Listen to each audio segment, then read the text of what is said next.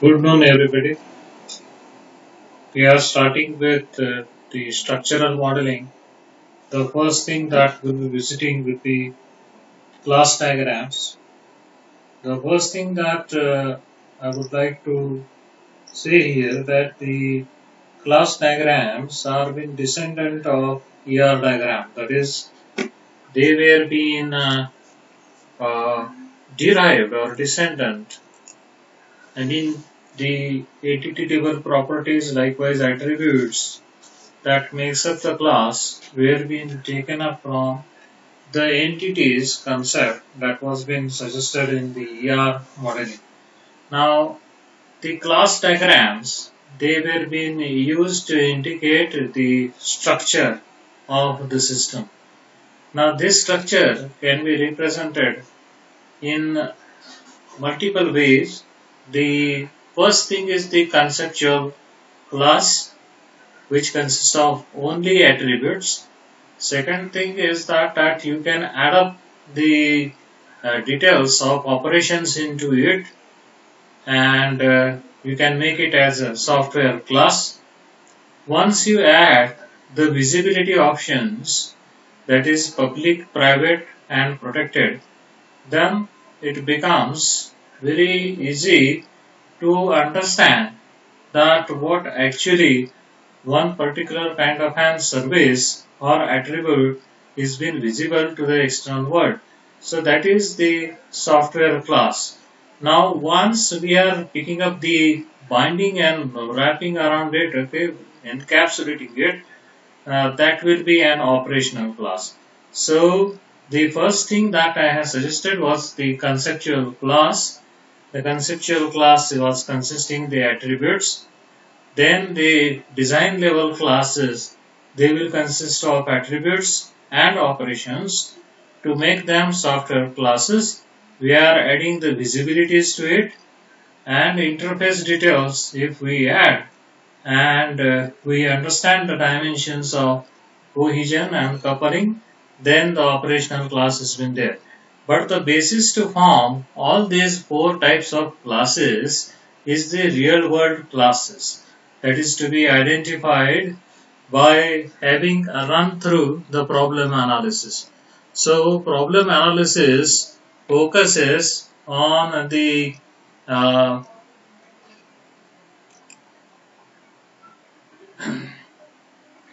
problem analysis focuses on the needs. This particular thing that we have noted down is about the design goals, the trade-offs, that is with the design goals, and then the system decomposition and layers and partitions, that is cohesion and coupling, concurrency, hardware and software mapping. These all factors we have seen in case of the design level kind of an stuff. Then we will let us move ahead again to remind you. Concurrency is the difficult most kind of an goal to achieve. So now this is again a repetition of what are the expectations of the end user, the client, the developer, and the maintainer. Now the thing is that when you are dealing with the client looks forward for a low cost product with increased productivity, backward compatibility, traceability of requirements, because the language of customers are being expressed in the form of functional requirements, as you all know, and it demands rapid development and flexibility. So from the end user perspective, the functionalities, the user friendliness, that is the interfacing kind of an part comes here when we speak about these three factors, that is user friendliness, ease of use, ease of learning. These three factors makes up the user interface design factors and making the system more tolerant or robust. Now robust is a kind of an property which indicates that the classes are being designed or the overall structure has been designed in such a way that in case of failure situations, how do the system makes up the recovery? So, what are the possible alternatives in which these things can be recovered? Okay, and without the knowledge of the end user, again, that is what is the dominating factor. So, robustness is not at all a simple kind of an characteristic. Whereas the developer and maintainers, they look forward for reducing number of errors, how many modifications can be applicable.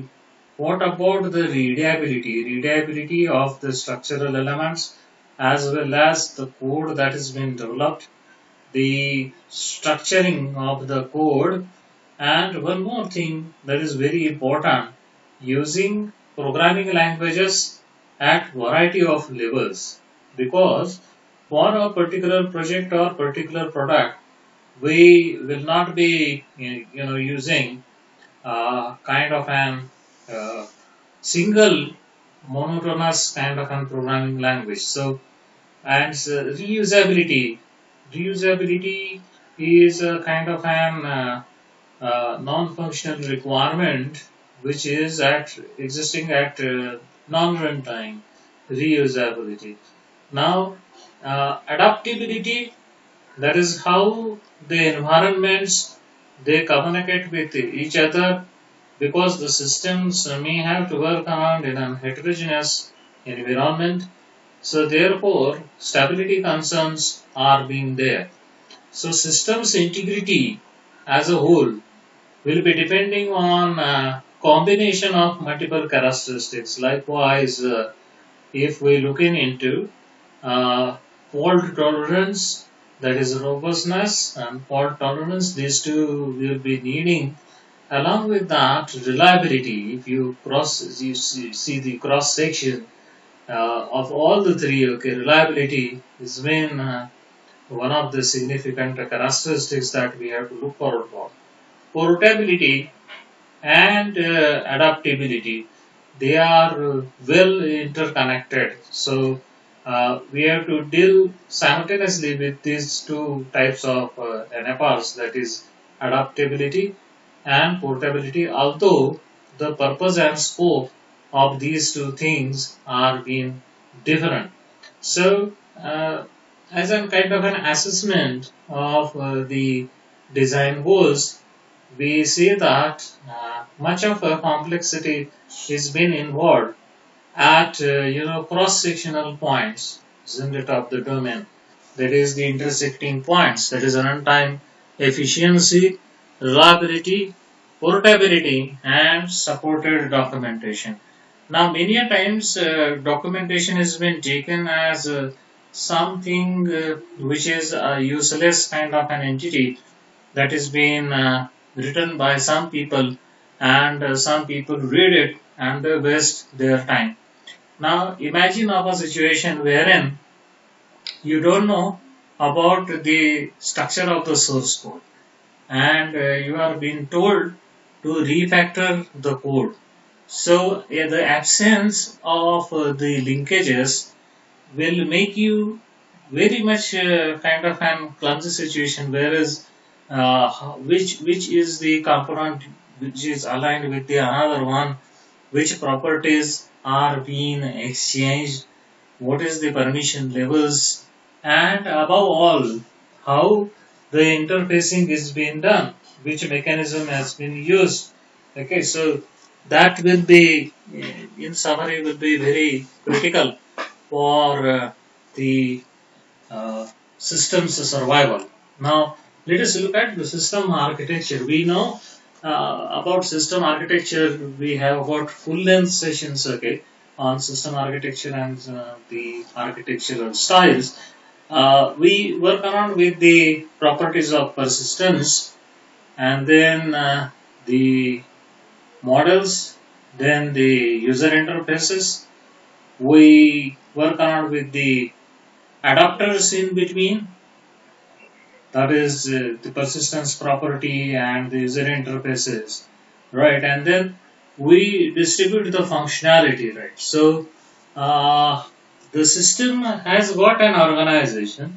That organization is called as architecture. Architecture is non-implementation centric. It is the design which has to speak about the implementation. So architecture will be having n number of implementations where n is finite. So now there is one term that is associated behavior. Now behavior is of the two types. One is the static behavior and another one is the dynamic. So dynamic behavior is being caused due to three uh, uh, different factors. That is, first thing, it is caused due to the actions. Second thing, events. Third thing, messages. Now just see to it that actions are atomic unit of work and their flow may cause the behavior portrayal. Events are either internal or external, but messages are always external. Just try to see to it that messages are always external to the system or within the system, right?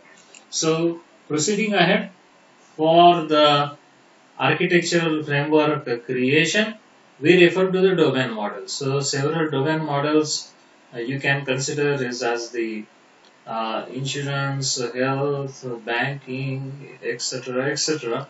So they provide requirements to domain architecture, that is called as a reference architecture.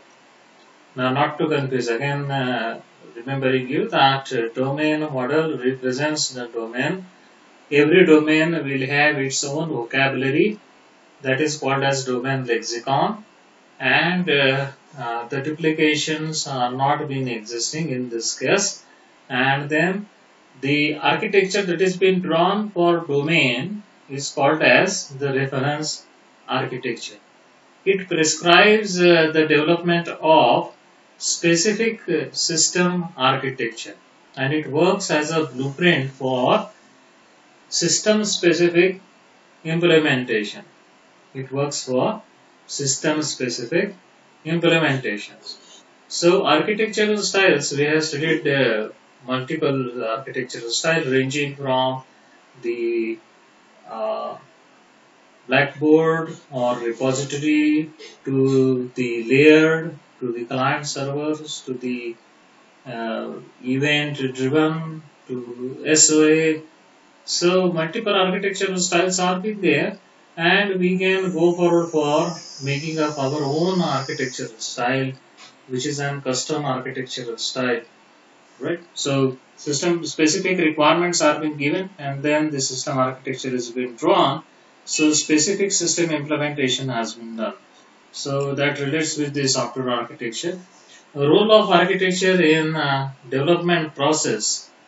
How we will understand this? For domain tasks to derive, we have got domain data, we have got existing architectures. If they are absent, there is no problem. Legacy systems, which were being developed in the past, from them we can have the knowledge sources, or many of the times you migrate the legacy systems to the current technical kind of a compatibility. Many of the projects which have been done in the past are been migration projects. So these migration projects are about the legacy systems. You can make use of the best of the breed technologies and environment as available according to the type of technology need. I mean, if you are following a specific kind of an methodology, likewise Scrum is there, or otherwise unified process, then you can decide about what kind of an technology you can use, bleeding edge to state of the art, isn't it? But you have never been recommended to use the uh, current context technology or obsolete. Then you may derive with the domain task, that is gathering the requirements for the domain. domain architecture, domain model, and the infrastructural requirements. Along with that, you need what? What is important apart from this is customer requirements. So with customer requirements and the domain architecture and domain model, you can work around with the system level tasks, which is called as project level tasks. And then further up, you integrate these particular deliverables so as to realize the system. In the second diagram, we see that there is something, okay, how domain analysis, isn't it, has been related to domain architecture, design and infrastructure acquisition. So just see to it that the infrastructure acquisition is been dependent on the domain architecture design. So not every domain will require a specific kind of an infrastructure.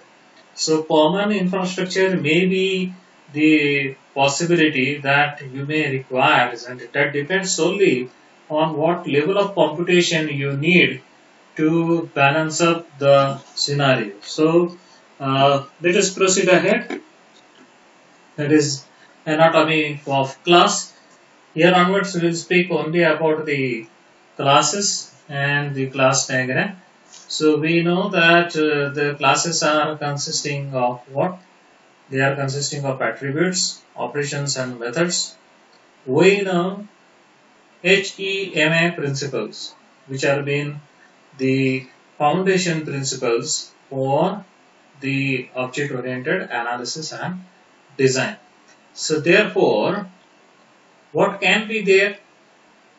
HEMA means abstraction to hierarchy, to modularity, to encapsulation. So it is the outside in kind of an approach that we have been using. I repeat again, HEMA, right? This is an abbreviated term.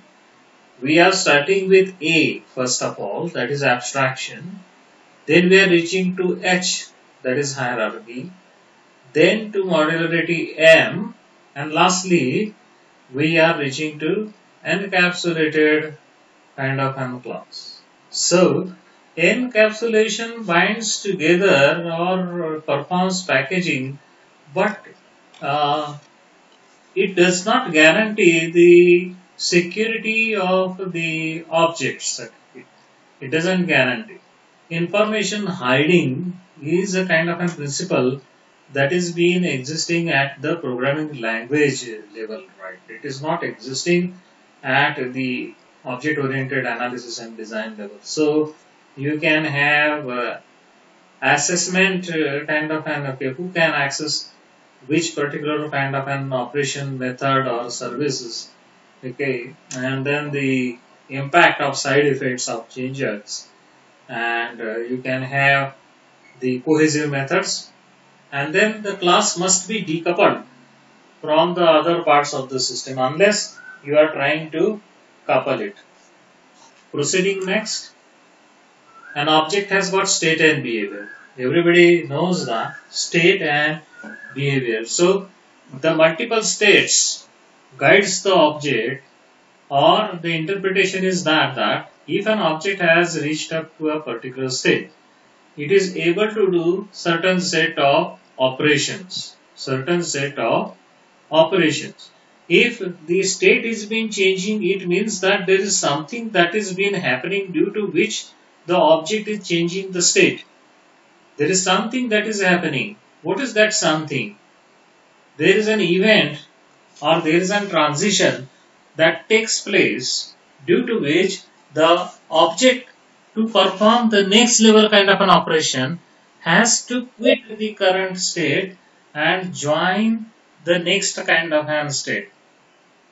Probably the states and their dependencies can be modeled better by making use of state chart diagram.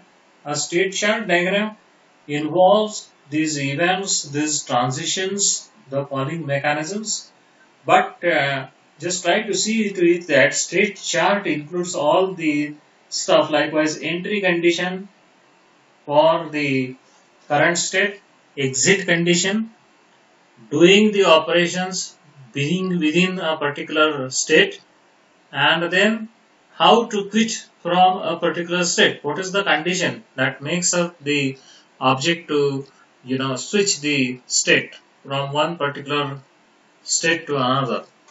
The behavior, again to remind you, is of two types: static behavior and dynamic behavior. The static behavior may not cause too much kind of an changes, fixed kind of an inputs, fixed kind of an outputs, so that it's not going to change value wise. And then dynamic, the choices are been there.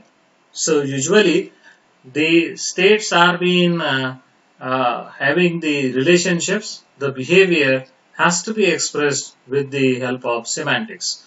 Now whenever we listen the word semantics, we have to correlate it to the conceptual framework. Now proceeding next, a class share a common semantic purpose. So objects, they are being descendant of the class, so they have the common semantic purpose. Why to have the classes, how classes and modules are being related? These questions can be answered right in this way, that is, the classes makes up the modules and the modules makes up the package. Internally, while implementing, the vice versa story happens, right? So how the objects, classes and abstractions are being related? HEMA, just make the these four things fit into your mind. That is HEMA: abstraction, hierarchy, modularity and encapsulation. So if abstraction is absent, there is no question of encapsulation. There is no question absolutely. So classes will be there. There will be floating classes, floating classes without any kind of an purpose. So proceeding next is the attribute. As you all know, data values are being held up by the attribute. Each attribute has name, type. It can take its value, continuous or discrete. Visibilities are being public, protected and private. So how it is been denoted in modeling? You have got, let us say, operation view profile. Right, and you want to make it public. You want to show it in the class diagram that it is public under certain class name. So you will be using the visibility sign plus. If you are making something private that is accessible only to that particular class, then you are making the sign minus or negative. So these are the two extremes. Positive and negative signs, they are two extremes. In between is protected, that is indicated by hash. It means that the class properties are being accessible up to certain extent to the target audience, and then you have got initial value, that is optional multiplicity, that is how one class has been related to another kind of classes, isn't it? That is one to one, one to many, many to one is denied, and many to many. So you have got the base attributes and derived attributes. Of course, we have studied base and derived attributes in programming. So operation. What is an operation? Please be careful about the definition of function or transformation. Transformation. So it is the operation which is responsible for state change also, isn't it? That may be applied to or by objects in a class. So typically without a function, without transformation, that will be a steady kind of an object process which is not changing any kind of an state. So the transformation, unless it has been happening, we will not be changing the state of the object. So next thing is that the operations are being invoked by a message. So one object knows that there is a particular operation contained in another object, that is useful to me, isn't it? And then the message has been sent specifying the operation ID and what you need, okay, which particular thing you want from the object. You have got the operation signature. Likewise, you have got the name, then the attributes, and so on. And here also you can indicate the visibility, that is public, private, and protected. So it should not have ideally no side effects, okay, but it will totally depend on what kind of a thing you will be using. So method is the implementation of an operation for a class. So method is different and the mechanism is different. Method is about how to implement the operation, how to work out with the method. And mechanism is usually talking about how I can interconnect two objects altogether and how they will communicate with each other. So polymorphic operations could be there, okay, where several different methods can be adjoining, and you can have dynamic binding at runtime, choosing the method to execute. So whether the object should return the value or not, okay, you can indicate, that is, let us say certain operation is there, operation 1, then you write the parenthesis, simple parenthesis. Before that you can indicate what it has been returning, okay, in programming languages, okay, that is int and so on, boolean, okay, the data type has to be indicated. And then you can have the derivation, okay, for the communication. Now this is what is the UML notation. Ideally the UML org has referred to 3 compartments: attribute, operation, and extra compartment, but it's not used, okay, extra compartment is not used anywhere.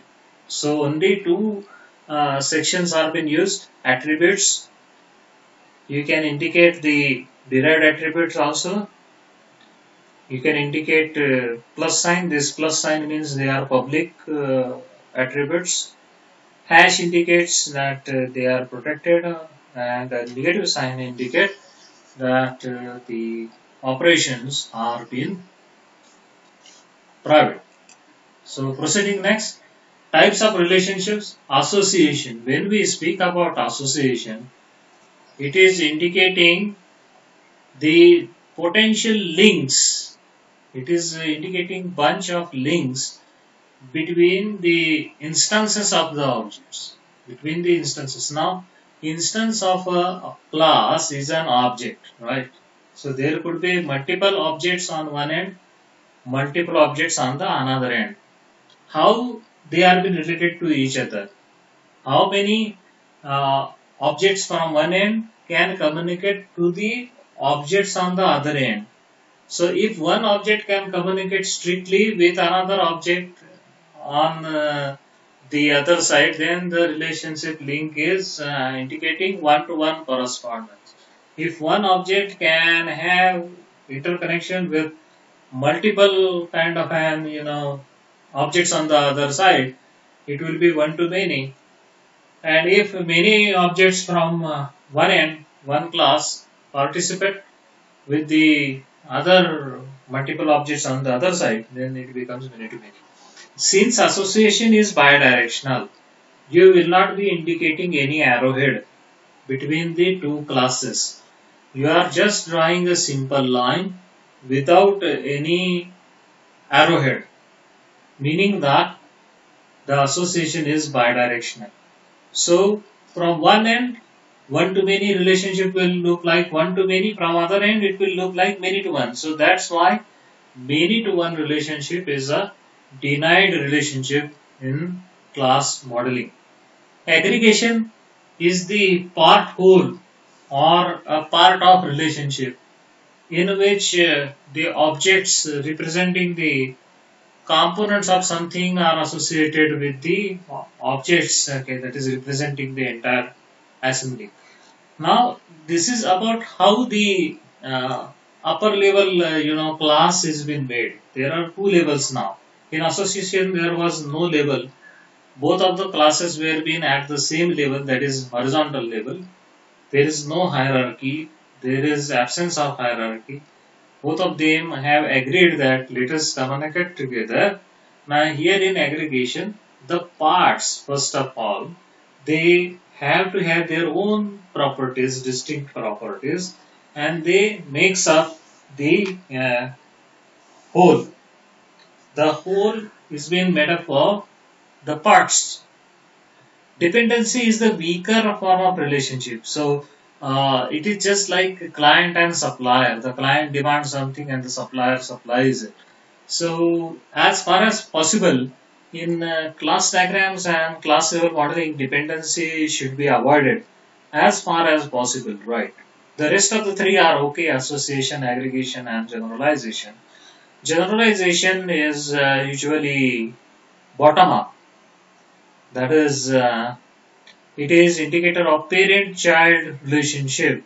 That is, everybody is aware about.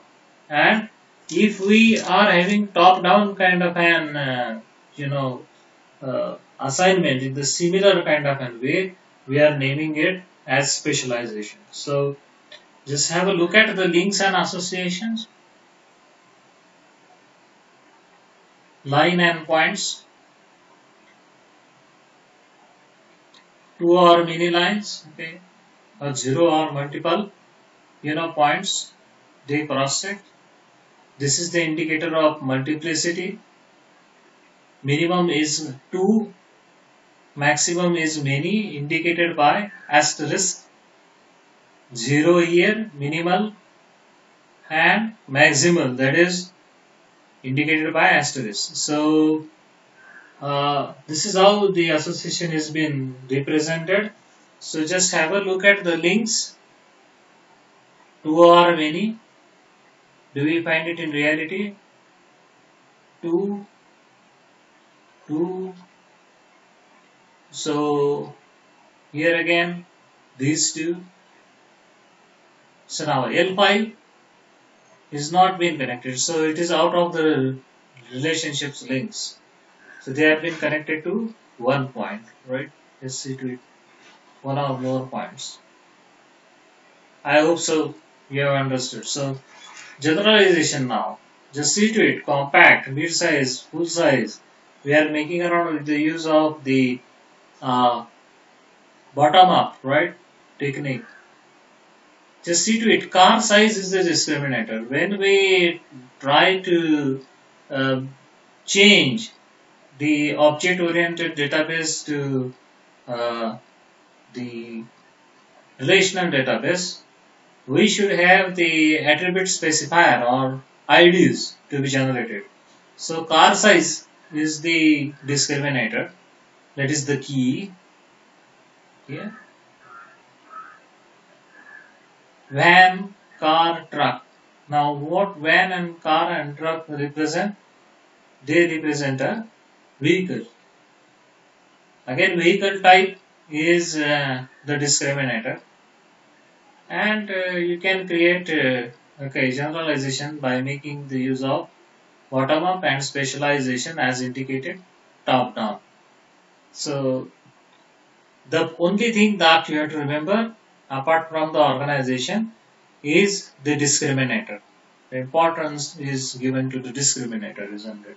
The purpose has been suggested to you, that is changing the properties. Inheritance, okay, superclass and subclass will come over here. Superordinate and subordinate, parent and child relationships. These are all the alternate names for inheritance. Reduces redundancy, promotes reusability. That is what is the biggest gain that you have. But one of the caution that you should take when you are using the generalization or inheritance, that when you are there in the inheritance tree, never try to use polymorphism. Never try to use polymorphism, right? So you have to avoid that. Now here another example has been there. Typical example. You might have visited this example in database management system book by Coach Silvershards. Service charge. Okay, so this makes up the checkings and saving accounts, isn't it? That is multiple inheritance. Okay, so you can see both of the now operations here, service charge and interest rate, are been coming in, isn't it? Making them available due to multiply, inheriting the property, okay, from class 1, that is checking, and class 2, that is savings. So withdrawal was the operation. Abstract class, which doesn't have any kind of an instances. So is it a useless class? No. You have to transfer it onto the concrete classes so that you can have the instances of your interest. So operations can be also abstract, and they cannot have the method. So now we will be moving to the very important thing, that is constraints.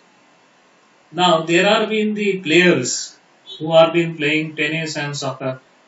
You might say that why not cricket? Yes, of course, cricket could be there because it is a very popular game in India, right? So what is the constraint? Overlapping. What does that mean? One player can play tennis, soccer, even cricket, isn't it? So overlapping domains will be there, okay, in these classes. Yes, so this is what is the shared reason, isn't it? That you can play tennis as well as soccer. The rest of the people, they can, play only soccer or only tennis. Another constraint is disjoint. Alright, a person can be either male or female. Disjoint. Totally different.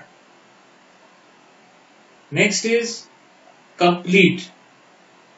So a student can be an undergrad student or can be postgrad student. So somewhere you can compare it with the disjoint. Incomplete.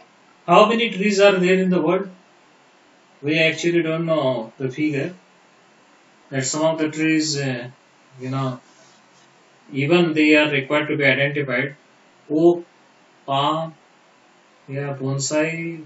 Three of them were been said to you. You can increase the risk, right?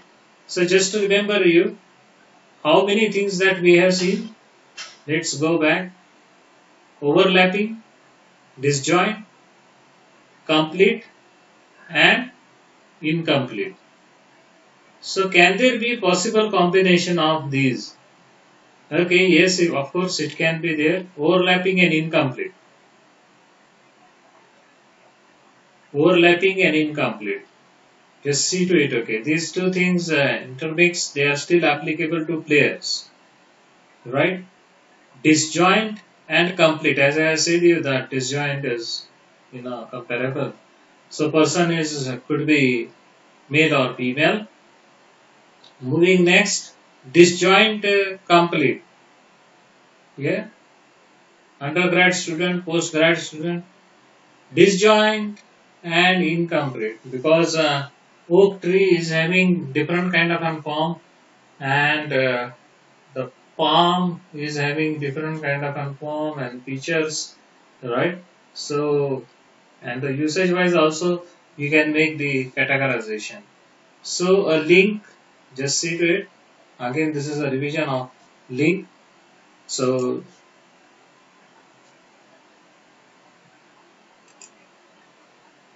you can see there are subjects, very important subject, very practical subjects. You can see DBMS, networks, OS, yeah, Gary Matt is teaching, okay, basic and presented Krishna and Ramaswamy, they are teaching OS, they works for, basic organization, right?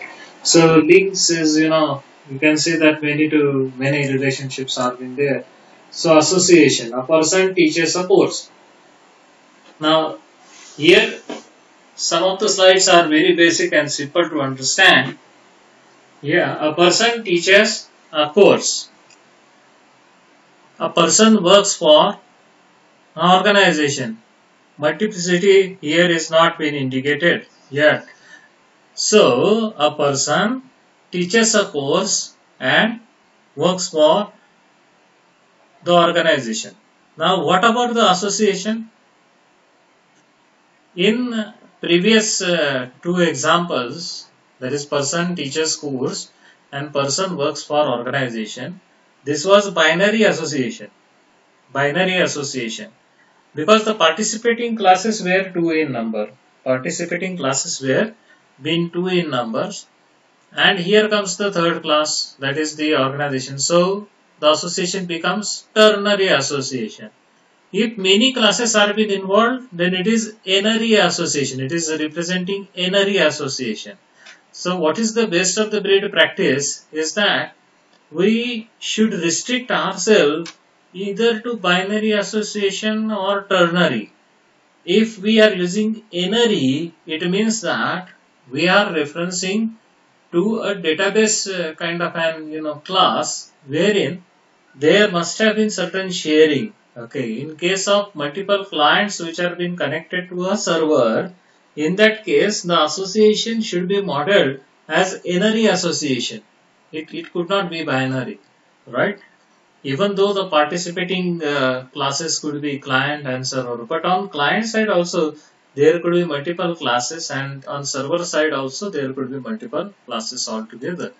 So readability of association. So showing here arrowhead is of no business. I have told you that not to show the arrowhead over here. It is only for navigation purpose. So just this line drawn, that is sufficient, okay, to indicate that there is an association which is bidirectional. It is for your only sake of understanding you are indicating an arrowhead. But practically it has been recommended not to use it. So again, person attended university, works for university, MRD. Who is this MRD? I don't know. Okay. MRD attended Pune, okay, works for Pune, which is the organization you know better, isn't it? Yeah. And with the same class, a person is married to another person. A person is married to another person. I am saying person here. Right. And a person manages another person. Now this is a unary association. Unary.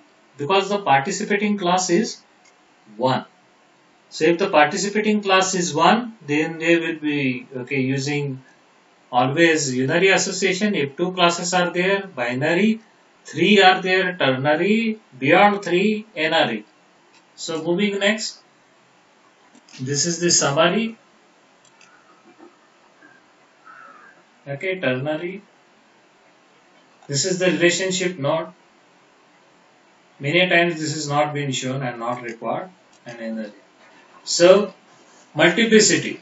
An instructor teaches a course. An instructor teaches a course. How many instructors can teach a course? One instructor teaches, 0 or 1 kind of an course. Very static kind of an, mechanism. You have got one instructor for one course. Right. Can there be the possibility that many instructors, they can teach many courses? Yes, practically feasible. So what has to be changed here? 1 to many. How to indicate this maximal boundary? With the help of asterisk. 1 to many instructors, they may teach 1 to many courses. Right. Likewise, I am teaching software engineering. One instructor, MRD, teaches one or many. Many means how much? Only two courses I have, but it has to be modeled like many, right? Because I am teaching both AC as well as SDP. Now, just see to it, okay. Multiplicity. This is the lowest kind of an constant. This is highest. This is association, classes 1, classes 2. Now, let us see. This is very interesting. Minimal cardinalities. A and C are indicator of minimal cardinalities. And 0 or greater than 1 max cardinality is been indicated by B and D to represent. The minimum cardinality is been indicated by A and C, whereas the maximum kind of an cardinality is been indicated by B and D. So special cardinalities also are been there, asterisk, okay, and upper limit or upper bound, that is infinity. You can have minimum cardinality. These are the combinations, okay. 1 to 1, 0 to many. Yeah, so we have got 1 to 1 association, 1 to many association, and many to many. Just see to it, okay. It's very simple, okay, to indicate the cardinalities, right? So for the association. So this is also about the participation, isn't it? So just see to it. Multiplicities 1 to 1, yeah, 1 to many and many to many. So 1 to 1 association, name. One city is capital of a country, isn't it? So many a times the lower bound is being deleted. If not required, don't indicate the lower bound. Just indicate 1 and 1. Right, an employee, 0 or more employees. Okay, just see the replacement here. 0 or many employees, then that indicate many employees are assigned to 1 to 1. Can be replaced by only one department. Next is many to many association. Many suppliers, right? Supplies many parts, right? So there is no requirement of redoing the things. Let us quickly go through this once again. Yeah, 1 to 1 association. We have got the representation 1 to 1, many to 1, then many to many, supplies many parts. So aggregation and composition, it has been indicated by our decision box, right? Whereas the generalization or specialization was been indicated by a hollow triangle. So hollow diamond box is an indicator of aggregation. A filled diamond box is an indicator of composition. In aggregation, you do not have tight kind of an constraints, but in case of composition, it is required that all of the parts should be present to make up the whole. Yeah, you have got the liberty in aggregation that if some part is been missing, then there is no problem, right? So a computer has hard disk. Yeah, so aggregation has been denoted by hollow diamond. Yeah, so course occurring must be many times. Okay, just see the composition. Okay, course occurring must be there. Only having the course will not be sufficient. So very tight constraints. Okay, on the slope, if you are driving, okay, you know the slope on which you are, let us say, picking up your bicycle, and bicycle is uh, not having wheels. Will that be okay? No, it should have wheels. Okay, only having wheels, you call it as bicycle? No, handle should be there, pedal should be there. the wheel should be interconnected by a chain, yeah, will be associated with the pedal. And what is important, most important thing, okay, when you are going down with the slope is having the brakes, because you don't know what kind of an obstacle will come in between. Okay, so you must have the brakes. Okay, so there you can see that the relationship aggregation changing its form to composition. You can make either the use of aggregation or composition. So several examples, okay, are been there on web also. So what about the intrinsic asymmetry? Okay, you can make the arrangement of all of the classes. Now let us say if you are speaking about your system, let us say if it has been having three goals, so you have to make the arrangement in triangle and keep the database at the center. If it is having four goals, keep all four goals at at the square points, right? Square has got 4 points, right? 1, 2, 3, 4. So you can make the placement. 5, then you may use pentagon. 6 goals, hexagon, and right into the middle you will keep the databases. So this is how you can do the structuring of the class diagram without having the mesh. Typically the diagrams that you see on web, they are having cross-secting lines or jumpers. Probably that is going to confuse the uh, user, right, who uses it. So role names for the association ends is also very important. A person works for a company, okay, that's fine. But a person can be worker or can be a boss. A person manages a boss, okay, this is unary association that we have seen. But by only indicating the role, okay, likewise student, faculty, alright. A student manages faculty, which is right. Faculty manages student. No, both of them are wrong because the association name is wrong, right? Student managing the faculty, faculty managing the student, that is not the idea, right? Faculty facilitates students, right? I'm using the association name as facilitates. I'm not using other options are there, okay, likewise teaches, right? But up to certain extent somebody can teach somebody. Beyond that one has to find, okay. So employee and employer are the roles. Qualifier, isn't it? Here you are indicating the key. The association could be qualified. This is the association order and order line.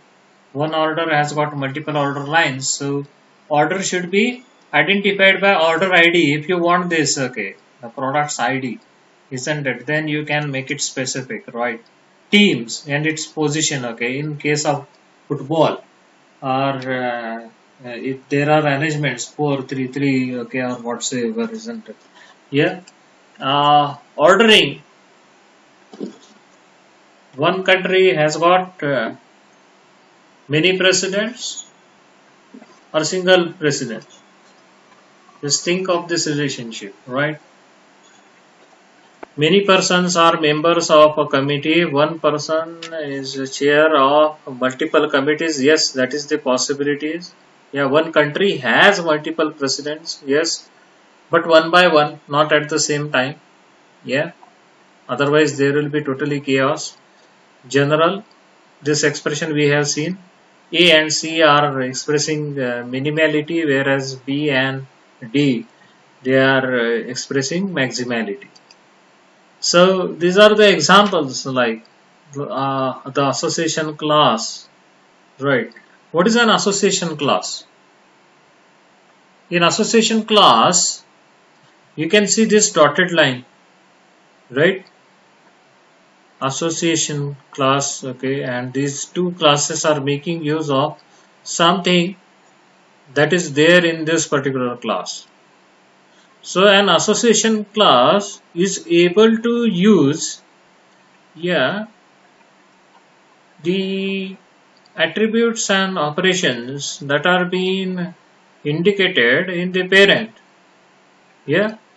So these two things are the participating. They have got a shared or possessed ownership. They have got shared ownership, while you have got link attributes and link operations, right? Same. Then you can have the commonalities, okay, into different kind of an aspects, right? Two classes are been there who are having, let us say, attribute a1, a2, o1, o2, a1, a2 and o1, o2. Let us say that attribute a1 and o1 is the same. So move it into the top class, make it an association class, and let the ownership be shared between the two classes. That is what is an association class is. Aggregations, as I have indicated that there are two forms. One is the plain aggregation that has been indicated by a hollow diamond, and then there is an filled diamond box which has been indicating the composition relationship. Okay, that is must be present. That is luxury package must include air conditioning, leather seats, okay, audio, okay, for the car.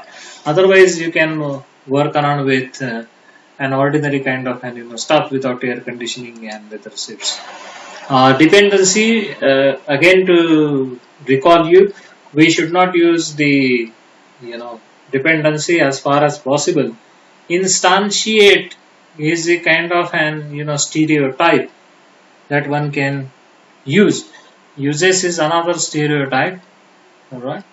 So the dependencies should not be used as far as possible in class diagram modeling, because they are not there, okay, in under any kind of an restrictions. Okay, so example class diagram, this is the simple class diagram, but this is only having the names of the classes, that is customer, portfolio, trader. Now the instrument, the financial instrument could be bond, stock or stock option that is been derived or inherited from instrument, right, related to banking. It has got portfolio, and portfolio customer holds and trader handles the portfolio, right. Now this direction, okay, this is being shown only for our understanding purpose, right, our own understanding. Customer owns portfolio. Otherwise, what would have happened? You would have understood that portfolio owns customer. This is the bad way, okay, of understanding. Even though association is bidirectional, right? So you can see the multiplicity clearly indicated: one to many, many to one, right? And here we can say many to many, right? Deleting the minimal cardinalities. Now this is an rather you can say that this is an mixed kind of an hierarchy, where somewhere aggregation is being used. Here you can find the aggregation is being used, and here you can see the inheritance. So mixed up kind of an hierarchy like this is always going to confuse you. So it's not the case that you cannot use it. Yes, you can definitely make use it, but that will make the things complicated for implementation purpose as well as understanding. So risks are there, okay, when you are using this. So another example is there for the class diagram. So this is the CRC card template, class name, superclass and subclasses, responsibilities, that what exactly it handles, and collaborators, who is the other class which has been connected to this particular class in question. Again, that will depend on the use case diagrams I have suggested you. That the extends relationship will suggest to you that which are the classes which are been participating, right? The extends relationship in the use cases. So these are all the examples indicating the realizations shown by dotted line and hollow triangle, that is realization. Type specified sorry by the interface, the roles, the interfaces indicated by lollipop notation. This is called as lollipop notation. Yeah. And then we have got super subclass association. This is the super class. These are all the subclasses. We are there in the generalization or specialization. Our approach could be viewing from bottom up or it could be from top down. Next is class diagram. And what is important again is in class diagram also, because class diagrams are being used to indicate the structure of the system. So, but natural cohesion and coupling will come in picture. Again, to remind you, cohesion is about the functional strength of the classes, and coupling, again we have to avoid the high level kind of an coupling. So ideally we have to have high cohesion and low coupling, but practically extremity is not been possible. You can have moderate level of cohesion and moderate level of coupling, as far as possible. Okay, that marks the end of this particular session, and the new thing for the next kind of an class will be communicated to you soon. Thank you very much.